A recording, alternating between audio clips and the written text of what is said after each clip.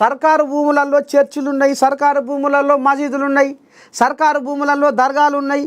ఇవన్నీ కాక రోడ్ల మీద కూడా దర్గాలు ఉన్నాయి. మరి అవి ఎందుకు వీళ్ళ కంటికి కనపడతలేవు? అవి ఎందుకు వీళ్ళ కంటికి కనపడతలేవు?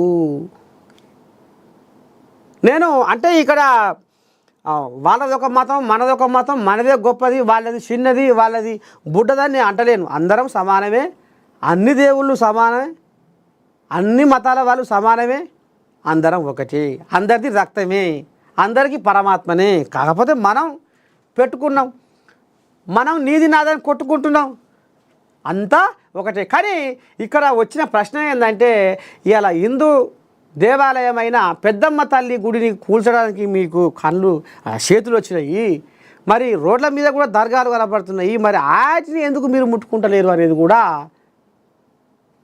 ప్రశ్న నిన్న ఆ భక్తులే లేవనెత్తిర్రు అన్నట్టుగా కూడా ఇప్పుడు ఈ కోయిలాగ లింగం కూడా రోడ్లపై ఉన్న దర్గాలు కనపడతలేవా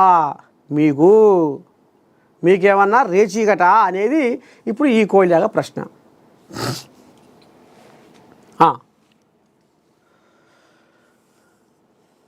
జై పెద్దమ్మ తల్లి, ఎవరో మాస్టర్ ఆఫ్ 3 వరల్డ్స్ అట ఈ కోయిలాగ.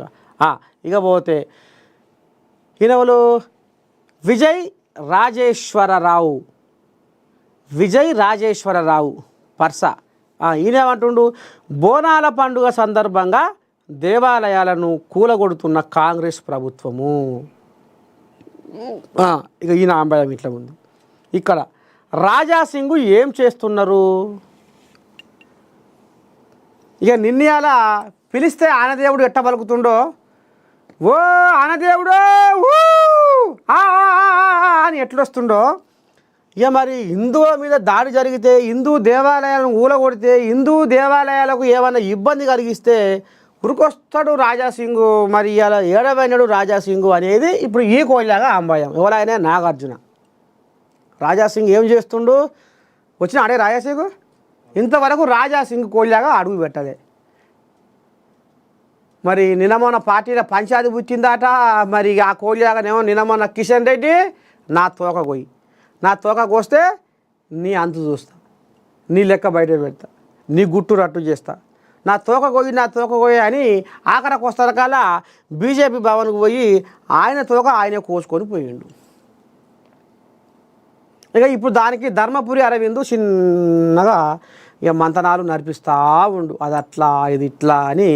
ఇక అత్త మీద కనుక కోడలు అలిగిపోతే ఇక పక్కింటి వాళ్ళు వచ్చి, ఓ బిడ్డ మీ అత్త నీ మంచి కోసమే చెప్పింది బిడ్డ, జర్ర నీ అత్త మాట నువ్వు ఆయలకి ఏళ్ళకి వినాలి బిడ్డ, కోపం వచ్చినప్పుడు తిడతారు పడాలి బిడ్డ, నీ మంచికేగా అని పక్కింటి వాళ్ళు బోధపరిచినట్టు కోడలకు ఇప్పుడు ధర్మపురి అరవింద్ కూడా రాజాసింగ్ను ఇక కొద్దిగంతా ఇక జర తిప్పుకొస్తుండు, మళ్ళా కలుపుకొస్తుండు.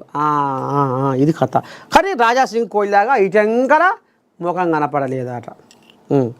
ఇక పోతే హిందువులారా మేలుకోండి, దేవాలయాల దగ్గరికి వస్తున్నారు, మరో యోగి PM కావాలి, ఇక సమయం మించిపోయింది. జై భారత్ కృష్ణమూర్తి అట, జై భారత్. ఈ కోయిలాగ ఎవరు? శంకర్ అట. ఇక గంట శ్రీనివాస్ ముదిరాజు ఈయనేమంటుండు, జై పెద్దమ్మ తల్లి, జై ముదిరాజ్.